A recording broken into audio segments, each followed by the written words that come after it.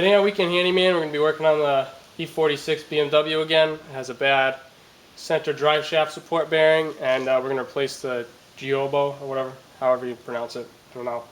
It should take about 2 hours, maybe 3. It's not too complicated, so we're going to get started right now. Jack up the car according to your owner's manual and make sure it's stable on the jack stands. After you got the car jacked up, to gain access to the drive shaft, unfortunately we're going to have to remove a lot of parts. We're going to take out the exhaust, and to begin taking out the exhaust, we're going to take out these two cross members. It's a 1/2-inch drive fits, so these bolts spin fairly easily. You're going to want to put PB blaster on your exhaust bolts, though.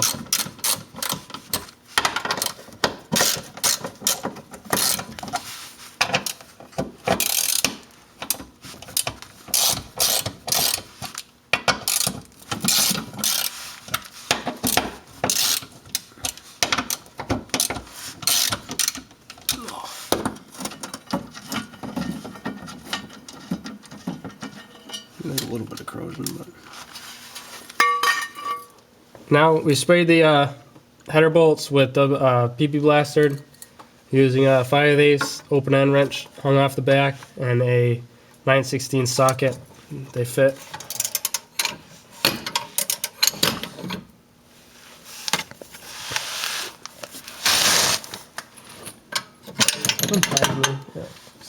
The last exhaust hanger is back here on the muffler. It's a 1/2-inch drive will fit it.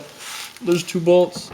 If you have the exhaust hanger removal tool, you can just do that instead of unbolting the hanger. But we don't, so.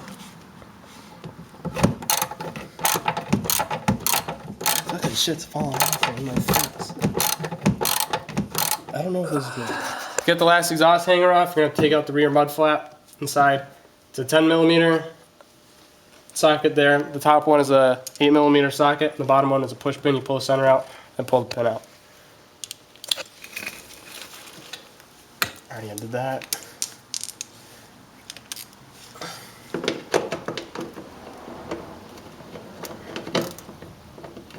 To move the pin, you can use a knife or something. Slightly pry the center out. Take your pliers and just pull this pin out. Okay, so we took the wheel off.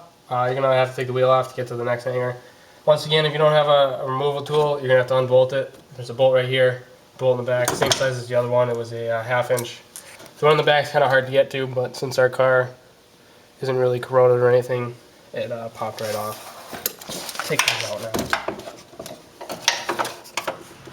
So now you need a buddy. We're gonna one person up under here is gonna shuffle the exhaust away from the headers. Buddy in the back is gonna lower the jack and help you pull out. We're gonna pull the exhaust out towards the back. Gonna have to hold it. All right.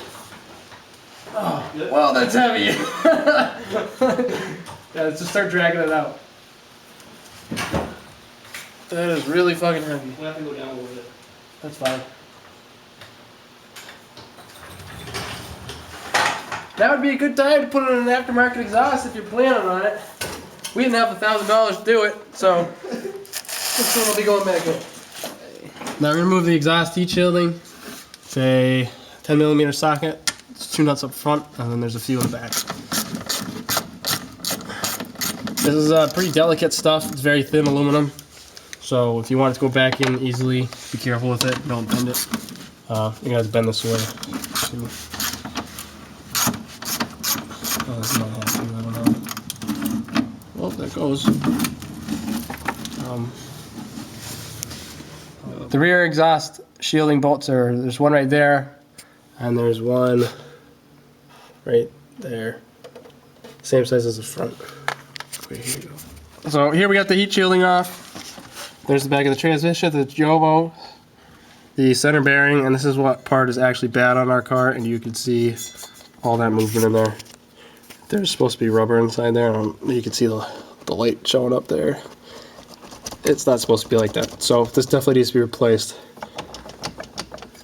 So we're gonna get started on removing the drive shaft. Okay, before you take the drive shaft out, the drive shaft's gonna be split here when you replace the bearing, so you're gonna want to mark each edge of it, so when it goes back together, it'll still be balanced. I marked the rear of the drive shaft as well, and as well as the front, although I'm not sure if you actually have to, but we're going to try to put it back together the exact same way it came out. So the next step, we're going to be removing this cross member here.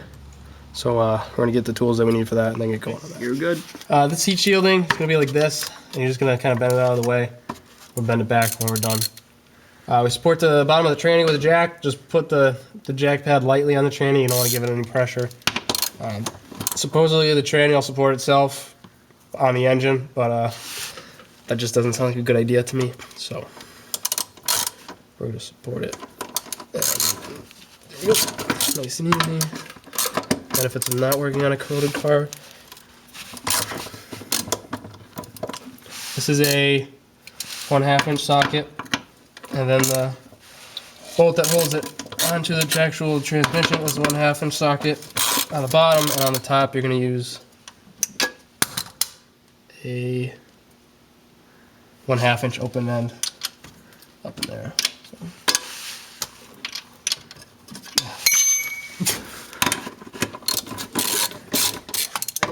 Alright, to take the jobo out, you're going to want to note its direction.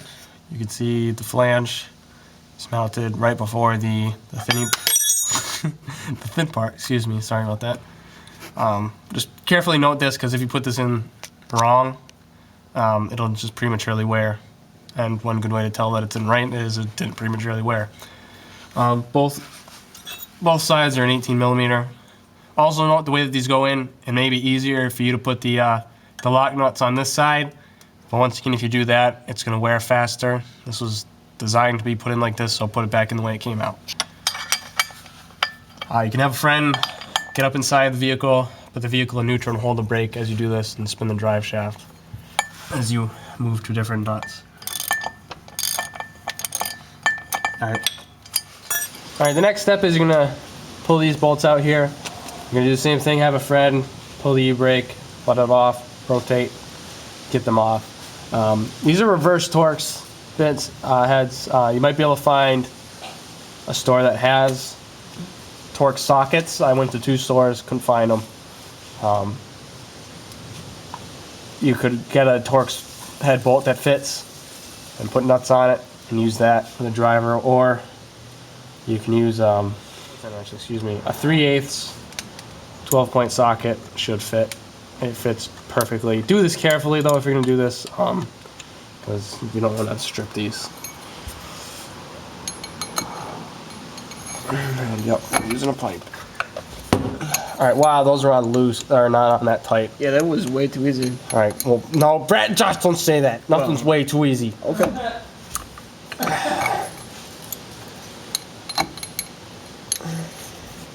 And now that you got the nuts out of the rear of the drive shaft, you're going to take these 2 nuts off for the support, the 13mm nuts, and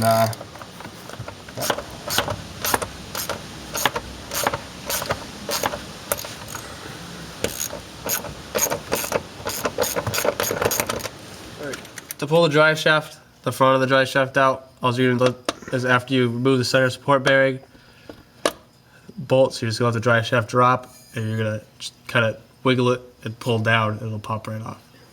Right. As usual, working on your own vehicle, you might run into a snag. We ran into a snag. After taking the nuts out of the rear drive shaft, theoretically, the drive shaft should just pull forward out, but it is completely stuck in there for whatever reason. And rather than breaking something where you're just going to do the rest of the work under the car, you're going to need an 18mm open end wrench, or a closed end wrench. You can put the closed end part. Oops. There's a nut inside the U-joint here. You can put the wrench on it, have a friend grab the drive shaft while another friend presses the brake, and you can, with a lot of force, you're going to be able to break it free. It's very, very, very tight, and then it'll break free with enough force. And then you're just going to loosen it, and then the drive shaft will separate. Drive shaft's off. Okay, to get the bearing off, we got the pullers hooked up. The first thing you need to do, if you can see, our rubber bushing was completely worn, so it came right off. This part was stuck on top of the bearing in this position here, not allowing us to get the puller jaws in. So what we did was we cut it with a cutoff wheel and pulled that off. Our puller jaws were also a little bit too fat, to fit in between the bearing and the drive shaft. There's maybe 2, so I simply ground them down to fit. So now we're using the puller to take them off. Also, you might want to put something between your spline shaft axle here and the actual shaft of the puller, so the puller doesn't go into the threaded part of the drive shaft and screw up your threads for later. There we go. There's the bearing. It came off really easy. Pops it right off.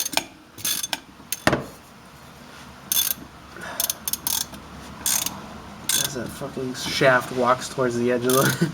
I know, right? There we go. Okay. All right, we put the front end of the drive shaft back on. You're gonna have to press the bearing into the carrier for it. I used a vise and some sockets. I pressed on the outside of the bearing, not the inside of the bearing, because that could damage it. And then once you put the bearing on the drive shaft, make sure the part of the bearing that is covered up by the most rubber is facing towards the rear of the car, and just lightly tap it on with a hammer. And then you can reattach the drive shaft, and as you tighten the bolt, it will press the bearing on. Be careful, there is a shim in there. Make sure you put that back on. And now we're just reinstalling the bolts on the back of the drive shaft, where we couldn't remove the drive shaft where we should have been able to. So we're just going to reinstall these bolts, put the carrier bearing back up, and then install the new jobo. I'll show you that in a minute.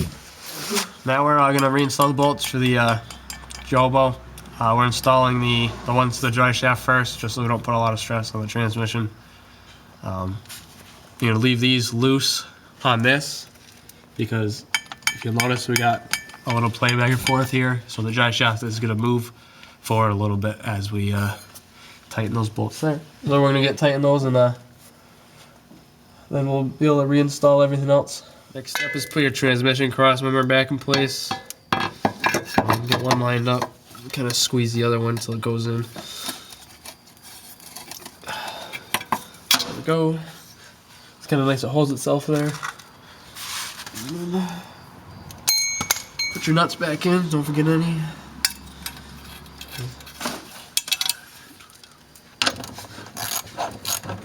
The next step will be to put your heat shield back in. You're just going to insert it, put the 4 bolts in, and then the other heat shield that you pried back a little bit before, just bend it back so it looks kind of okay. Doesn't need to be perfect. Here we go. Now we're going to reinstall the exhaust. It's good to have a few friends to help you with this. You may be able to do it alone, but it'd be a lot easier with some friends. Huh? No way in hell you're doing this alone. Well, apparently there's no way in hell you're doing this alone. Well, I don't think so either. But Brad's got the wrong end unless he gets out of there and threads it in. We're not that stupid. Well, sometimes. Sometimes. Okay, don't scratch that exhaust tip. I've been worried about scratching the car. So here comes the exhaust. Hold on. Let me Yeah, you can slide it towards you. It doesn't matter if it slides it or not. Just don't scratch the tips. Oh shit. Oh fuck. It is definitely heavier than it looks. Slow. Stop. Stop. Stop. Stop. I'm readjust myself, you asshole. I'm trying to readjust myself too. Alright, hold it. Hold it. Up. We're holding. Go back a little bit. Alright. Okay, hold on. Oh shit. Uh-oh. Fuck. Hold on. Hold on. Lay it on Matt's chest. Lay it on my chest. Seriously. Go back a little bit. Just as I push, just kind of guide it. Okay. Good. Hold it. Hold it.